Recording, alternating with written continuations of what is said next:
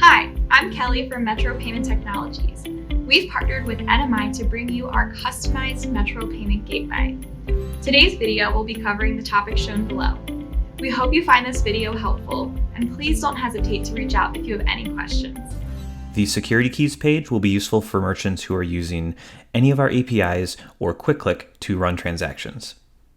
And basically what this will do is create a key that you can use to authenticate your account to run transactions in the direct post, in the 3-step redirect API, or in quick-click.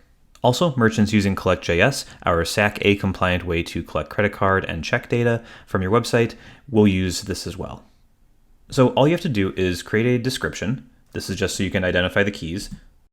I'm naming mine default, and choose what user on your account you want it to be assigned to. It'll show all users here, and I'm just going to choose my user right here. And then you have to choose what permissions this key can have access to. If you choose API, that's going to be able to make it usable in the direct post and 3-step redirect APIs. If you choose cart, that's for the quick click system. You can choose both of these or just one, whichever you'd like. We also have an option for tokenization, and tokenization is for Collect.js so that you can tokenize credit card or check data through that tool. This first key, I'm going to give API and card permissions. So that's direct post, 3-step, and quick click.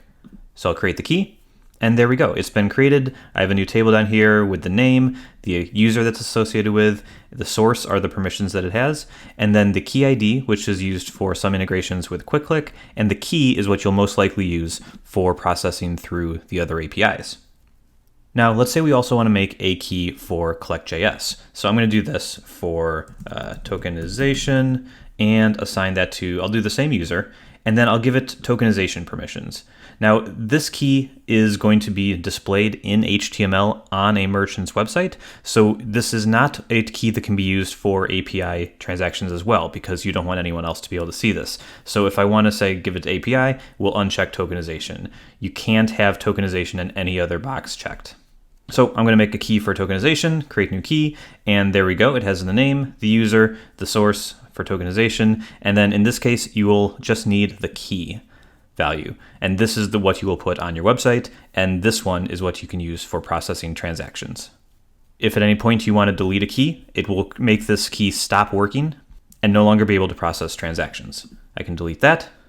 And if I want to remove this, if I no longer want to tokenize customer data, I can do that, delete that here, and I'm all good. I can add new ones at any time. I can add as many as I like and assign them to different users, different permissions, whatever I need to get my work done. Thanks for watching. If you have any other questions regarding our gateway, please contact us at 1-800-771-3719 or email us at service@metropaytech.com. Also, be sure to check out our website, www.metropaytech.com, to see all the other products and services we offer, including our new Fee Buster program, which offers you 0 processing fees.